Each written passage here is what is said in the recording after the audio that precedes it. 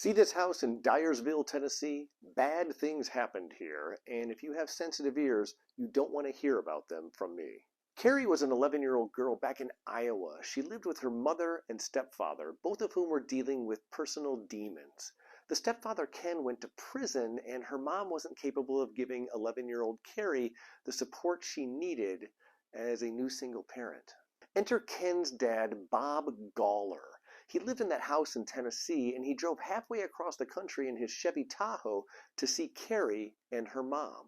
Bob knew that Carrie's mom was unable to care for the girl and offered to take her away to Tennessee. Bob promised to give Carrie a better life in Tennessee. After all, he was her step-grandfather, right? Now, my impression is that Carrie's mom felt pressure and knew she wasn't properly caring for the girl. She agreed to let Carrie go to Tennessee to live with Bob. Big mistake. In Tennessee, it took no time at all before Bob was sexually assaulting 11-year-old Carrie several times per week.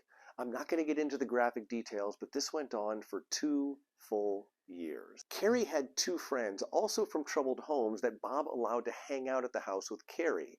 He engaged in coercive sexual activity with all 3 of the girls, forcing them to film each other as he sexually assaulted the kids. Now, one of the friends had a family member who learned about Bob's sick house of horrors and called the police. The cops interviewed Carrie and the friend, who told the truth. The cops looked at the pictures on the friend's phone and knew that they had stumbled upon a nightmare of sexual abuse. Bob came home and submitted to an interview with the police. He acknowledged that he brought Carrie to Tennessee from Iowa 2 years earlier.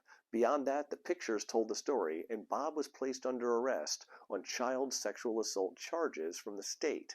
Carrie was sent back to her mom in Iowa. And while Bob was out on bond, he fled and became a fugitive. The police in Tennessee correctly assumed that Bob had left the state and enlisted the help of the U.S. Marshal Service to track him down. I can tell you from personal experience that the U.S. Marshals are very good fugitive hunters, and they tracked Bob down to my hometown of Jacksonville, Florida, and placed him under arrest. Because of the interstate element here, the FBI was brought into the case to pursue federal charges, and Bob pled guilty to both federal and state sex abuse charges. In an unusual legal move, both his federal and state sentencings went forward, and Bob got 25 years from both, to be served concurrently.